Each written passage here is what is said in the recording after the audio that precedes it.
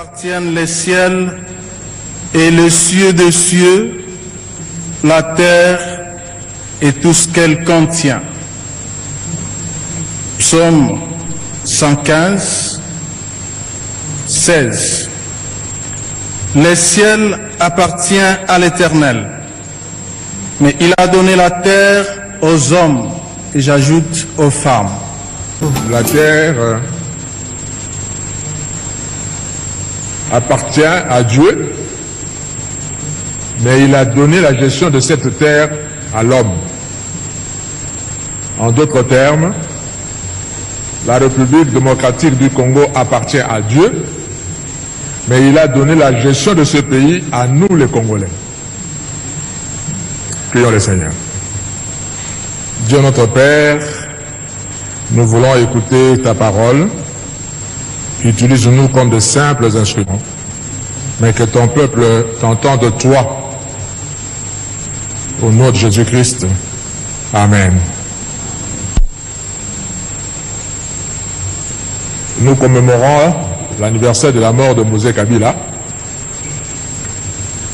et nous retenons ce que nous pensons que ça sera le résumé de sa pensée qui va traverser des générations et des générations de Congolais, ce qu'il a dit. Et il nous a légué cette parole comme un testament de ne jamais trahir le Congo. Et ce que nous venons de dire nous dit justement que le Congo nous appartient. Dieu a donné la gestion du Congo à nous, Congolais. Ce n'est pas aux Américains. Ce n'est pas aux Français, ni aux Belges, ni à qui que ce soit, mais à nous, Congolais. Et c'est nous, Congolais, qui un jour rendrons compte à Dieu de notre gestion de sa terre, de la République démocratique du Congo.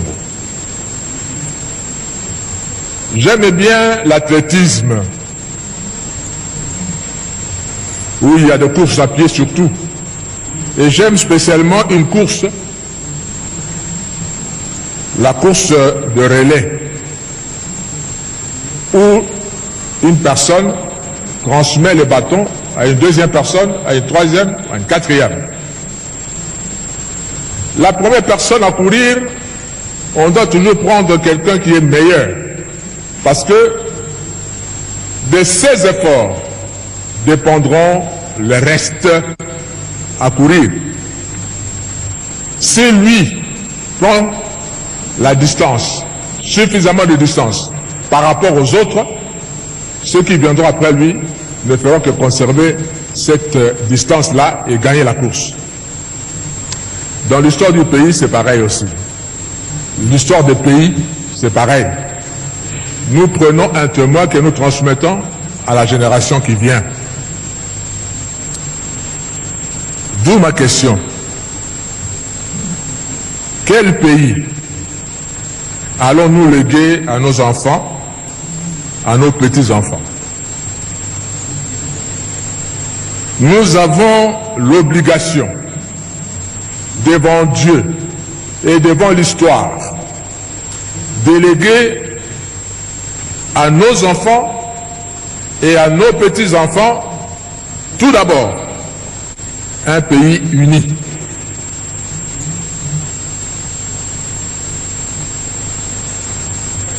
Nous n'allons pas léguer à nos enfants un pays divisé. Un pays uni, nous savons que nous avons autant de populations, autant de peuples, autant de langues, autant de cultures, mais c'est ça qui fait la force d'un pays. Quand nous pouvons nous sentir, nous tous, un, c'est ça qui fait la force d'un pays. Nous ne devons pas transmettre un territoire désuni à nos enfants, parce que nous-mêmes, nous avons reçu un territoire uni. Frères et sœurs, ne cédons pas 1 millimètre de notre pays à qui que ce soit. Nous avons cette obligation historique devant Dieu et devant l'histoire. Ce que nous avons reçu de nos pères, nous devons transmettre cela à nos enfants. Nous avons reçu un pays uni. Nous transmettrons à nos enfants un pays uni. Nous devons transmettre en deuxième lieu à nos enfants un pays riche. Vous savez, Dieu lui-même ne comprend pas pourquoi nous, les Congolais, nous sommes pauvres. Qu'est-ce qu'il n'a pas donné au Congo? Qu'est-ce qu'il ne nous a pas donné pour que nous soyons considérés parmi les pays pauvres? Quand nous regardons d'autres pays, je ne vais pas citer de noms, ils ne vivent que d'une seule richesse. Il y en a qui ne vivent que du tourisme. Il y en a qui ne vivent que du pétrole. Il y en a qui ne vivent que de la banque. Mais nous, Dieu nous a tout donné. Nous avons du pétrole à Mwanda. Et ce n'est pas seulement le pétrole à Mwanda. Chez moi, à la Québec centrale, il y a du pétrole.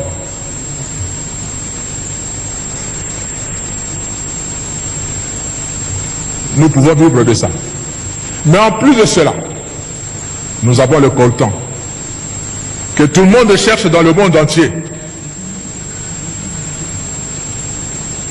Nous avons l'or, le diamant, etc., etc. Vous savez, c'est un péché pour le Congo d'être encore pauvre. Nous devions être parmi les riches nations du monde.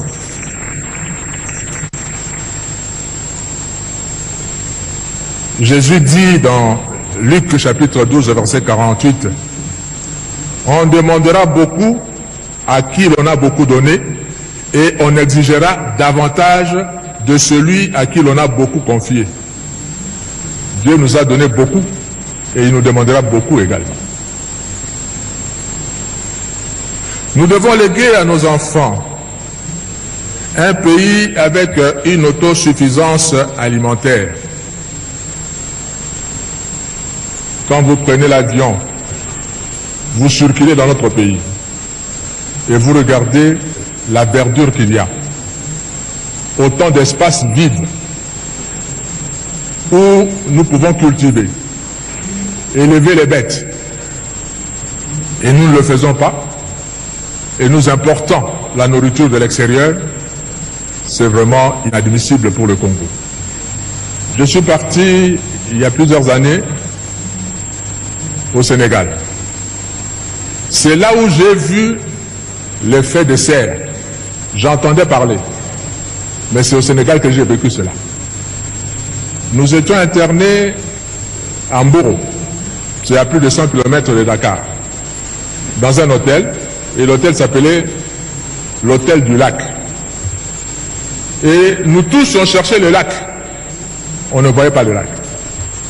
On a posé la question aux Sénégalais eux-mêmes, mais pourquoi vous avez donné à cet hôtel le nom de l'hôtel du lac?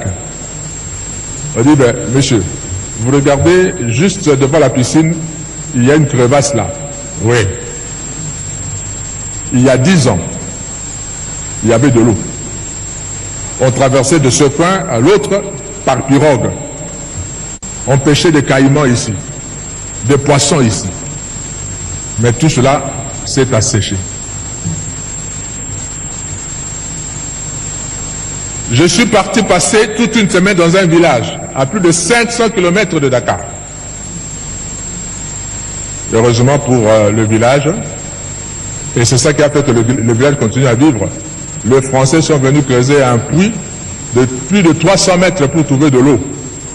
Et c'est cette eau-là, ce puits-là, qui faisait vivre tout un village.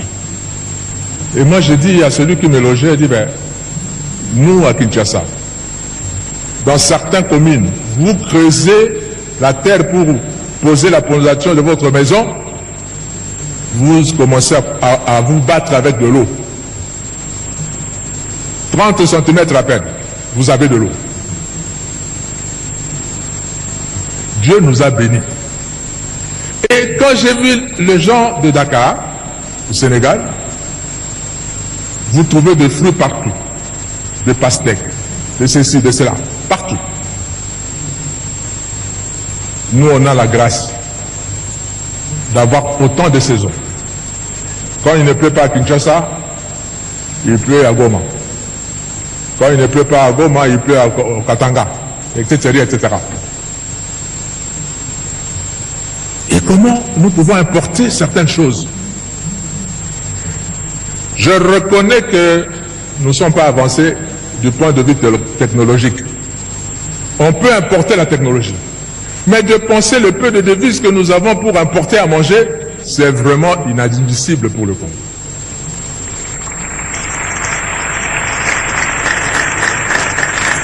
Nous devons léguer à notre pays, à nos enfants, pardon, un pays où l'État existe réellement. Je dis bien réellement. Parce que j'ai l'impression que l'État n'existe pas vraiment. Je vais donner juste un exemple.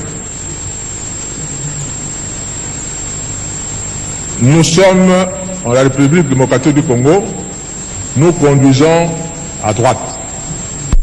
Et le volant de notre voiture se trouve à gauche. C'est comme en France, c'est comme aux États-Unis, c'est comme en Allemagne. Vous allez chez les Allemands, chez les Anglais, et ils conduisent à gauche et le volant à droite. Dans des pays anglophones, comme l'Afrique du Sud, etc., c'est comme ça. Dans tous ces pays, quand vous allez, là où on conduit à gauche et le volant à droite, toutes les voitures sont comme ça. Vous allez dans d'autres pays où on conduit à droite comme nous et le volant à gauche, toutes les voitures sont comme ça, sauf chez nous. Le volant devait être à gauche. Nous avons importé autant de voitures dont le volant se trouve à gauche et ça entre par nos frontières. Alors que si vous osez faire ça aux États-Unis, on vous dira que c'est non conforme à la législation américaine, ça n'entre pas. Chez nous, ça entre. Et c'est nous, les Congolais, qui connaissons notre loi, qui importons ces voitures, et l'État laisse faire. Ça veut dire que l'État n'existe pas réellement. Il faut renforcer l'autorité de l'État. Nous devons léguer à nos enfants un pays où l'État est réel. Où tout le monde est égal devant la loi. Que vous soyez général, ministre, ou qui que ce soit. Quand vous devez enfreindre la loi de la République, on vous arrête, on vous juge, on vous condamne comme tout citoyen.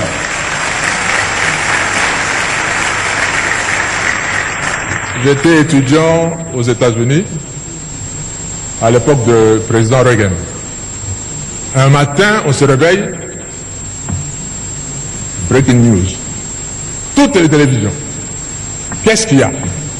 On a tiré sur le président. On a vu ça en direct. Et moi j'ai dit, en bon congolais à l'époque c'était Zaïrois, j'ai dit, oh là là là là là là là. Ces garçons a cherché un problème avec sa famille. Parce que je me rappelle de nous. J'ai dit, ben on va même pas le juger. On va le condamner, on va le tuer, peut-être tuer toute sa famille. Je raisonnais comme ça. Mais les États-Unis m'ont donné une leçon. On l'a arrêté comme un citoyen américain. On l'a jugé comme un citoyen américain. Même s'il a tiré au président des États-Unis, on dit, ben, c'est un citoyen américain qui a tiré au citoyen américain, même si c'est le premier citoyen, mais c'est un citoyen américain. On l'a jugé. Et comme il venait d'une famille riche, il a trouvé un avocat de haut rang. Ils ont plaidé l'insanité, la déficience de sa tête, de son intelligence. Curieusement, la Cour a cru, parce qu'on a fait des tests et c'était vrai, on ne l'a pas condamné. On l'a condamné plutôt à être soigné. J'étais abasourdi. un monsieur qui tire sur un président de la République et on lui donne un procès équitable, et au lieu de le condamner en prison, on le condamne à aller plutôt être soigné. Parce que, et c'est la leçon que j'ai appris là-bas, tout le monde est égal devant la loi. La tendance du Congolais, c'est de dire que la loi est là, mais moi je suis au-dessus de la loi. Parce que je suis. Nous devons léguer à nos pays, à nos enfants, un État responsable, où tout le monde est égal devant la loi. Nous devons léguer à nos enfants un pays où l'on circule librement. Quand je parle de circuler librement, je vois le transport, pas seulement de la ville, mais surtout de routes interprovinciales, intervilles, etc., etc. J'étais dans une rencontre à Nairobi, une rencontre de l'église. Je vous assure qu'il y a des gens qui nous aiment. Parce que j'ai assisté à la prière de gens qui priaient pour mon pays, j'ai eu de larmes aux yeux. Et ils ont prié pour le Congo, pourquoi? Parce que on a appelé, c'est une rencontre de l'église. Et moi je suis de l'église. On a appelé des experts, qui ne sont pas de l'église, pour nous parler de l'Afrique. Et on a pris un secteur, le transport. Dit, quand vous prenez votre véhicule en Afrique du Sud, vous allez traverser tout le pays du Sud, vous montez vers le Nord. Vous allez traverser ce pays par route. Et tout s'arrête en République démocratique du Congo. Quand vous entrez au Congo, il n'y a plus de route. Vous allez d'est à l'ouest de l'Afrique, vous venez, vous vous arrêtez en République démocratique du Congo, vous n'allez plus entrer parce qu'il n'y a plus de route. De nord vers le sud, c'est pareil, vous vous arrêtez seulement en République démocratique du Congo. Et les gens ont prié pour qu'un jour, quelqu'un puisse quitter le sud, traverser le Congo, ce grand pays, le Congo, et aller jusqu'au nord avec sa voiture. Et j'aimerais que le Congolais entre eux circule. Quelqu'un de Mbandaka va aller passer les vacances à Goma. Quelqu'un de Goma va passer les vacances au Katanga avec sa voiture, avec sa famille, comme ça se fait ailleurs. Et c'est en circulant que les gens vont se connaître. Et ça va créer la cohésion nationale, l'unité nationale. On aime que quelqu'un qu'on a vu, qu'on a touché, qu'on a côtoyé, avec qui on a causé. Si on n'a jamais vu quelqu'un, comment on va l'aimer? Nous avons l'obligation devant l'histoire à léguer un tel pays à nos enfants. Un pays où il fera beau vivre. Sinon, nos enfants vont commencer à nous quitter pour aller mourir à l'océan Pacifique ou à la mer Méditerranée pour chercher mieux ailleurs. Et c'est autant d'enfants qui vont nous quitter à cause de ça.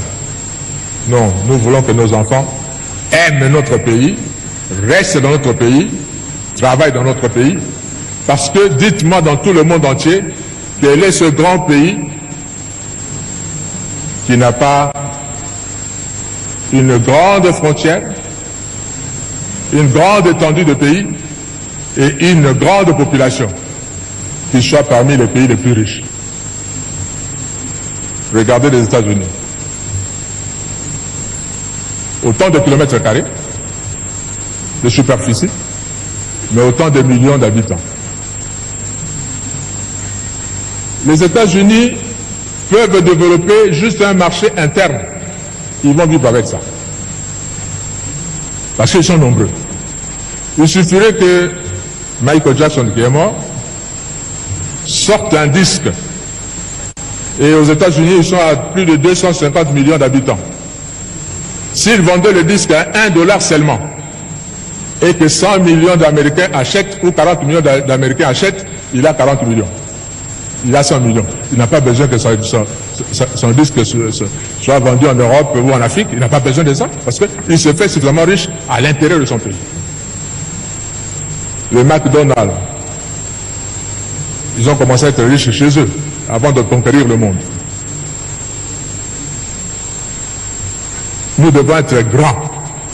Dieu nous a donné la superficie qu'il faut. Et nous devons avoir une population jeune, qui travaille, qui aime le pays et que nous utilisons nous-mêmes ici. Je voudrais m'adresser un peu à nos voisins, parce que nous sommes entourés. Même si le Congo nous appartient, Dieu nous a donné une mission pour l'Afrique. France Fanon avait raison de dire que l'Afrique a une forme de revolver dont la gâchette se trouve au Congo justement.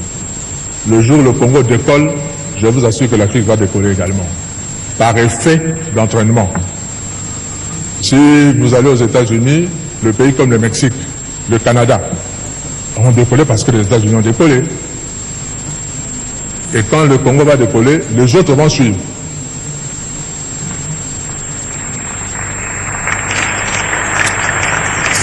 Et ces voisins, je vous dis nos voisins, Dieu vous a donné votre terre. N'enviez pas la nôtre.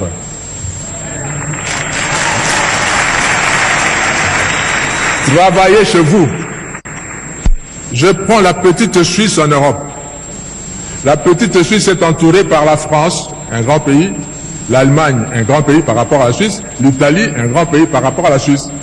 Et dans la Suisse, ils parlent les 3 langues de ce pays-là.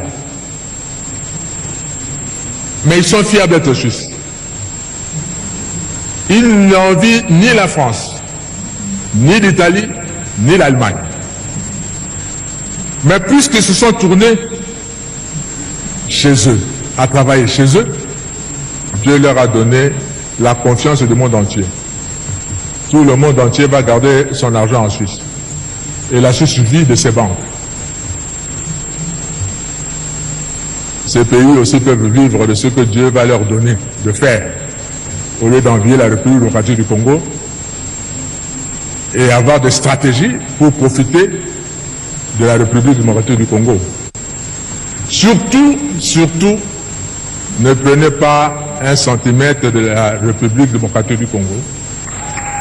Parce que le Congo ne sera pas toujours faible comme il est maintenant. Il va se réveiller un jour. J'étais étudiant également en France et Dieu a fait que je vive dans la ville de Strasbourg pendant 5 ans. Et Strasbourg fait partie de la grande région qu'on appelle Alsace. Et les Alsaciens parlent un dialecte germanique, c'est-à-dire qui ressemble plus à l'allemand qu'en français. Vous avez beaucoup d'Alsaciens qui ne savent même pas parler français correctement quand vous êtes dans leur village là-bas. Ils parlent plutôt allemand. Et là où je vivais, je louais. Mon bailleur me disait un jour, Monsieur Kofo, mes parents sont nés ici à Strasbourg, ont grandi à Strasbourg.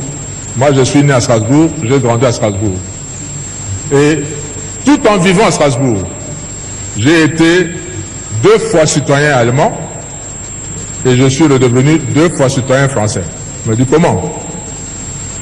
Parce que lors de la Première Guerre mondiale, 14-18, l'Allemagne a envahi la France et a récupéré, selon l'Allemagne, son droit sur l'Alsace qui lui appartient historiquement, parce qu'il parle la même langue. On a récupéré ça. La guerre de 18 se termine, les Allemands perdent la guerre. La France récupère son pays, son territoire. On arrive à la guerre de 40-45, pareil. L'Allemagne envahit la France et récupère l'Alsace. En 1945, l'Allemagne perd la guerre, la France récupère sa terre. Le Congo, si vous osez prendre une partie du Congo maintenant, nos enfants vont le récupérer les années qui viennent.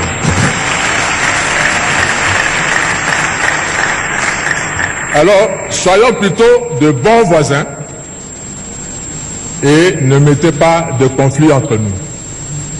S'il vous plaît, nos voisins. Je voudrais m'adresser aux pays riches. Je suis content que les ambassadeurs sont nombreux. D'accord? S'il vous plaît, soyez nos porte-parole auprès de vos pays respectifs. Vous avez la technologie. Nous n'avons pas la technologie. Vous êtes riches. Nous sommes pauvres. Aidez-nous à développer notre pays.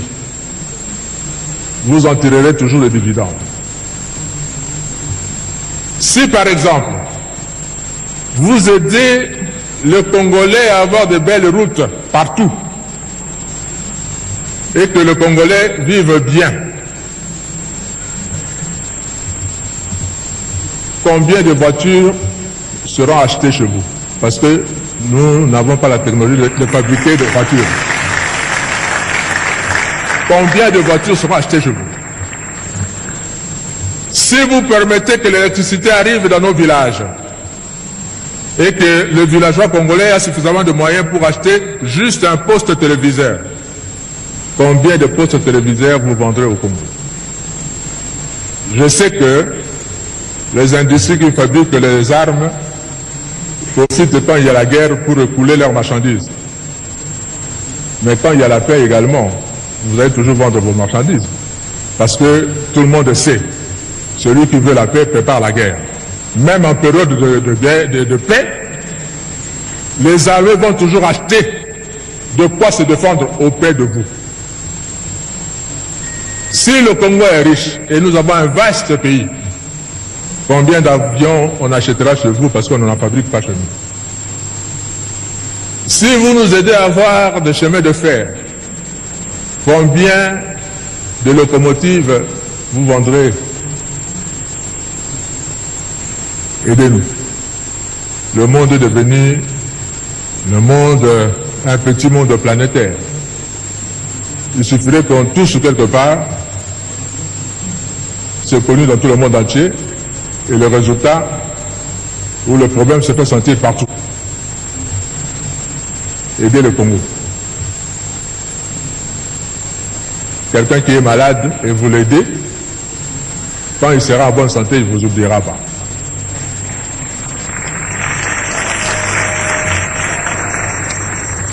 Le Seigneur m'a donné ce message pour nous les Congolais. Nous avons l'obligation de léguer un bon pays à nos enfants.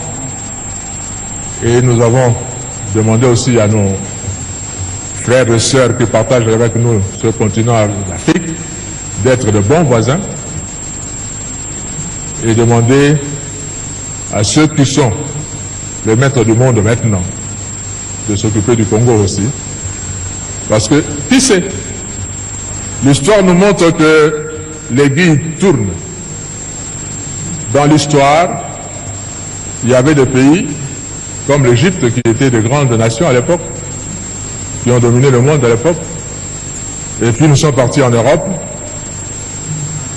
On a eu la Grèce, on a eu Rome, et à un moment, les Français ont dominé, les Espagnols l'ont fait, les Britanniques également. Maintenant, nous avons les États-Unis. Ça a quitté l'Europe, ça va vers l'Amérique.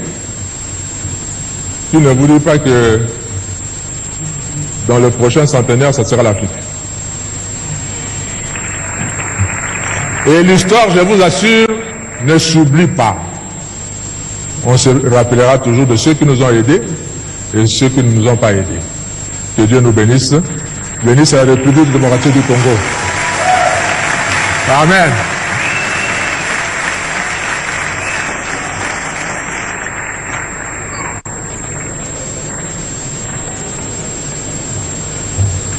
Prions pour le message.